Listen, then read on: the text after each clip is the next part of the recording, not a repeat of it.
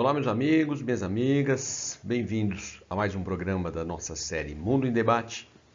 Escolhi hoje falar dessa notícia que era esperada em termos, mas sempre que, óbvio, se anuncia algo parecido, é um choque. Então, decidi e postei no Facebook no dia 16 a matéria que fala do fim da família Castro no poder de Cuba. Então, temos aqui a matéria da Folha de São Paulo e de muitos outros jornais. Né? Olha aqui, ó. Raul Castro anuncia aposentadoria e deixa comando do Partido Comunista de Cuba. Então é isso, vamos falar desse assunto. Meu nome é Correa e sou professor de Geografia. Estamos aqui pelo Singular Ângulo Vestibulares para mais uma conversa desse importante assunto.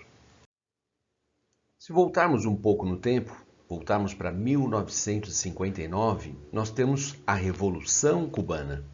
Temos nesta foto Fidel Castro à direita, Che Guevara à esquerda e no meio, o mais jovem de todos, Raul Castro. Bom, começava o domínio da família Castro sobre a ilha cubana. A retirada de Fulgêncio Batista, então presidente cubano, e o país agora nas mãos, sobretudo, de Fidel Castro, que inicialmente fez grandes investimentos em setores como saúde e educação, e até aí foi então elogiado até mesmo por autoridades norte-americanas, mas que, na verdade, o plano era outro. Logo, Fidel inicia a nacionalização de empresas e até mesmo a estatização, o que, óbvio, fez um alerta, uma luz de alerta acender lá pela Casa Branca, aonde estes jovens querem chegar. E, mais tarde, Fidel Castro aparece, como nessa segunda foto, de mãos dadas com Nikita Khrushchev, o líder soviético. E então, claro, não havia mais espaço para uma relação com os Estados Unidos. Fidel Castro anuncia que Cuba passa a fazer parte agora do bloco soviético. Bom, as relações com os Estados Unidos foram, portanto, rompidas. Por parte de Fidel Castro, as relações foram rompidas, o que muitos americanos não aceitam até hoje. E a coisa ficou ainda mais tensa quando as autoridades americanas descobriram, a inteligência americana então descobriu que em solo cubano já existiam mísseis nucleares soviéticos. Uma vez instalados, o território americano estaria ao alcance desses mísseis. Esses mísseis chegariam facilmente à costa oeste, à Califórnia, à costa leste, até mesmo no norte, até mesmo no estado de Nova York. E aí foi um grande embate diplomático e, inclusive, nós tivemos um papel muito importante. Nós, através do Jânio Quadros, através do presidente Jânio Quadros, do vice João Goulart, tivemos um papel diplomático nas negociações a pedido do presidente Kennedy, né? Tivemos esse papel nas negociações para que, enfim, Khrushchev determinasse, com, óbvio, a anuência do Fidel Castro, retirasse os mísseis. Os mísseis, então, foram retirados e, óbvio, ali um momento de calma após essa retirada. Mas, por um tempo, a tensão, conhecida como crise nos mísseis, era apontada ali como algo que poderia facilmente levar o mundo à Terceira Guerra Mundial, dessa vez nuclear. Uma curiosidade em Cuba são os veículos extremamente antigos que rodam pelas ruas cubanas até hoje. Agora, o que é uma curiosidade, na verdade, é uma tragédia. Por quê? Porque o bloqueio comercial, logo no início, como eu disse, não causou grandes problemas, pois a União Soviética era o principal parceiro comercial. A União Soviética comprava, por exemplo, o açúcar cubano e pagava muito mais do que o valor de mercado. Era uma maneira de ajudar a revolução. Eles viam Cuba como uma espécie de semente da revolução para as Américas. Como também vendiam, a União Soviética vendia o petróleo, né? O petróleo era vendido para Cuba num valor simbólico. tudo para fortalecer este projeto. Porém, com a queda do Muro de Berlim, até um pouco antes, já a União Soviética enfraquecida, ajuda a Cuba reduziu de forma drástica. E com a queda do muro, consequente fim da União Soviética, aí a coisa se tornou muito mais complicada, faltando até o básico. Imaginar que Cuba chegou ao extremo de restringir o acesso a proteína, remédios, itens básicos de higiene. Então, aquele bloqueio comercial lá do início dos anos 60 foi mantido e nos anos 90 causou, sim, grandes estragos. O começo desse século até que não foi tão ruim para a Ilha dos Castros. Por quê? Estamos vendo aqui, ó, Fidel Castro à esquerda, Raul Castro à direita e no meio, Hugo Chávez. Hugo Chávez chegou ao poder na Venezuela no finalzinho dos anos 90. No início desse século, o preço do petróleo estava extremamente alto e os cofres venezuelanos estavam abarrotados com seus dólares, os petrodólares.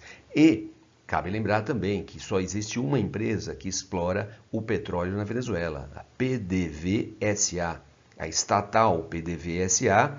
E vamos lembrar também que a Venezuela tem as maiores reservas de petróleo do mundo, algo que o Chávez falava e que ninguém acreditava, e mais tarde essas reservas foram comprovadas pela OPEP. E o Hugo Chávez fazia questão de se aproximar especialmente do Fidel Castro. Ele buscava se colocar à altura do revolucionário Fidel Castro, Che Guevara. Ele próprio se comparava a Simón Bolívar, o líder da independência da América Espanhola. E os petrodólares venezuelanos estavam ali, no início desse século, fazendo a vez da União Soviética, nos tempos em que a poderosa União Soviética podia financiar os revolucionários cubanos. E isso durou praticamente uma década. Tá? Por quê? Porque em 2008, com a crise, o preço do petróleo despencou, isso provocou um colapso na economia venezuelana. Mais tarde, o próprio Chávez acaba morrendo e Cuba novamente sofre com a falta de um grande parceiro comercial. Cuba novamente sofre a pressão do bloqueio comercial imposto pelos Estados Unidos. Em 2008, Fidel Castro, já com a idade bem avançada, saúde bem debilitada, deixa o cargo do comando, do Partido Comunista, o mais alto cargo existente em Cuba, e assume Raul Castro. Aprofunda mudanças econômicas e mudanças em leis que regem o cotidiano do povo cubano. Então, por exemplo, um maior acesso às redes sociais, à internet como um todo, mas, evidente, a ditadura, a rígida postura do Estado com relação a jornais, críticas como um todo, isso obviamente pode ter se flexibilizado, mas muito pouco. Em 2016, Fidel Castro morre e Raul se mantém no poder e sem aquela hipótese levantada por alguns críticos de que ele, Raul, era um fantoche manipulado pelo irmão, que ainda ditava as regras. Sem dúvida, a chegada de Barack Obama à presidência dos Estados Unidos foi muito benéfica para Cuba. Diferente de outros presidentes, a proposta do Obama era uma proposta de reaproximação, uma proposta de esquecer o passado. Afinal de contas, existe uma comunidade cubana muito grande vivendo nos Estados Unidos.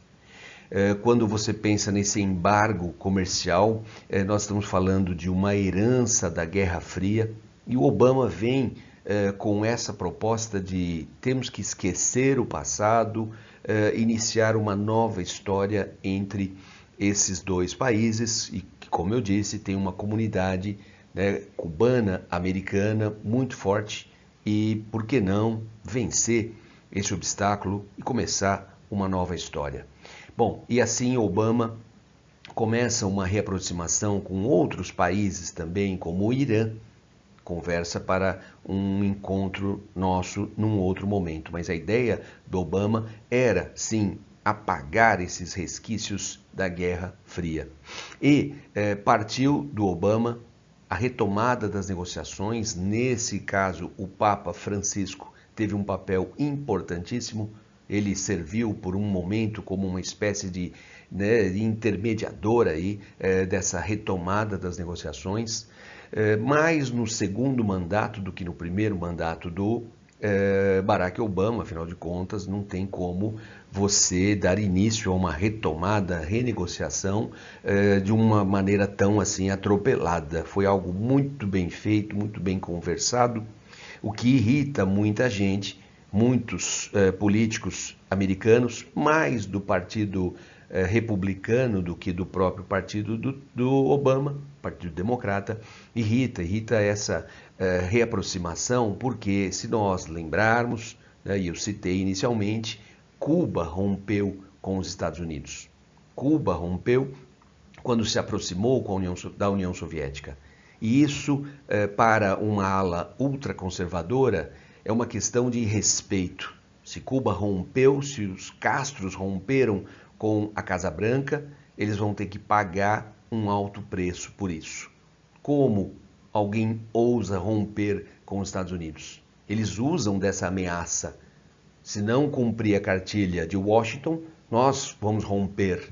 Como vai ser o seu futuro no caso de um rompimento com a Casa Branca? Então, como alguém poderia ousar? Dois jovens, né? Por que não Che Guevara, muito jovem, 26, 27 anos, no momento da Revolução? Como esses jovens ousaram romper? Eles devem pagar por isso. Isso diz a classe ultraconservadora norte-americana.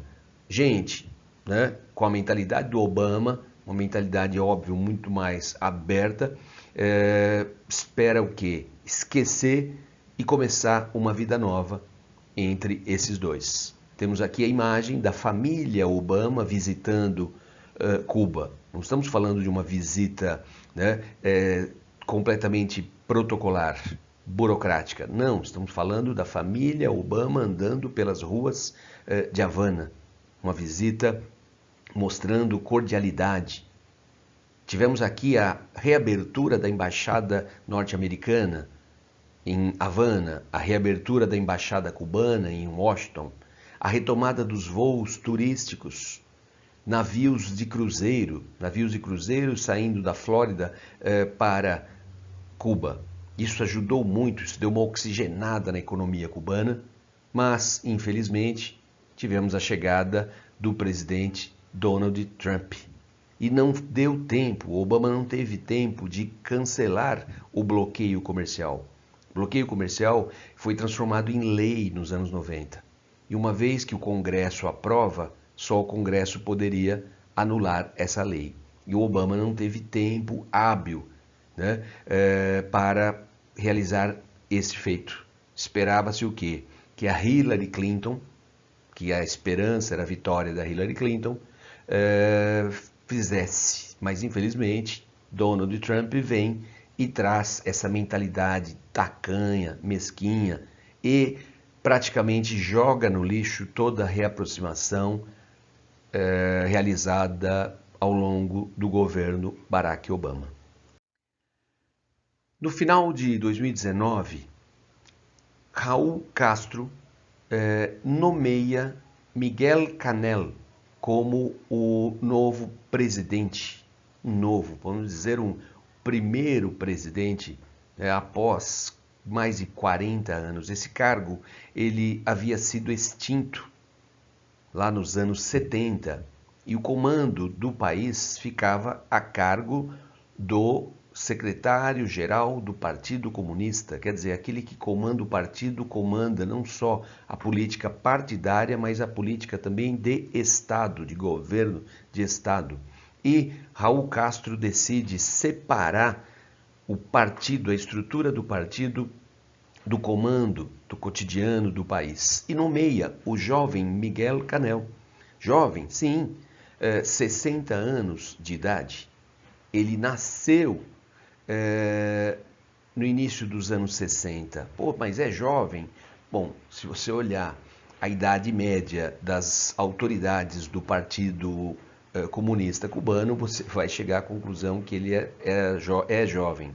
E, além disso, ele nasceu no início dos anos 60. Obviamente, ele não participou da Revolução, ele não participou da ruptura com os Estados Unidos, da crise dos mísseis. Então, Raul estava dando a entender que a geração revolucionária estaria fora do poder, o que não agradou o presidente Donald Trump.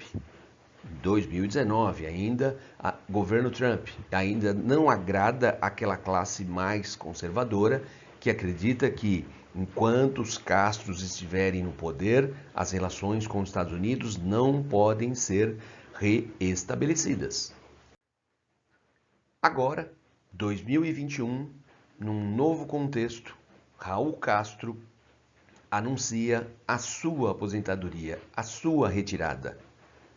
Raul Castro está fora do comando do partido, como ele mesmo disse, será um membro do partido e não mais uma liderança.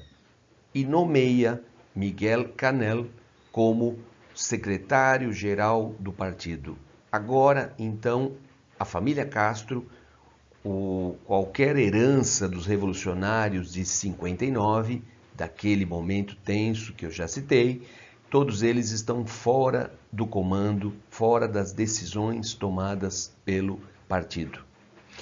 E agora, será que a reaproximação com os Estados Unidos finalmente vai acontecer? Bom, Cuba deu todos os seus sinais de que está disposta a essa reaproximação. Por outro lado, Joe Biden, poderia sinalizar, do mesmo partido do Obama, poderia sinalizar nesse sentido. Tá? É óbvio que uma reaproximação com Biden no poder é muito mais provável do que se Trump tivesse sido reeleito. Porém, assessores próximos ao Biden já deixaram claro que não é sua prioridade. A reaproximação com Cuba não é sua prioridade. Bom, por outro lado, em linhas gerais, retomar propostas lançadas pelo Obama e que foram canceladas pelo Trump, como o Acordo de Paris, a volta ao Acordo de Paris, a retomada das negociações com o Irã, faz parte da agenda, faz parte das promessas de campanha. Então, de um modo ou outro, para Cuba, óbvio, Biden no poder é uma opção bem mais interessante. Agora, vamos ver na agenda do Biden quando que essa questão será tomada, ou retomada, melhor dizendo. Biden já deixou claro que uma das suas prioridades será o quê? Meio ambiente. E aí já vem uma pressão sobre o Brasil. Não há dúvida que o Brasil já está sendo pressionado nos meios diplomáticos para um maior cuidado com o meio ambiente. Mas isso é conversa para um outro papo nosso por aqui. Então é isso. Até nosso próximo encontro. Tchau, tchau.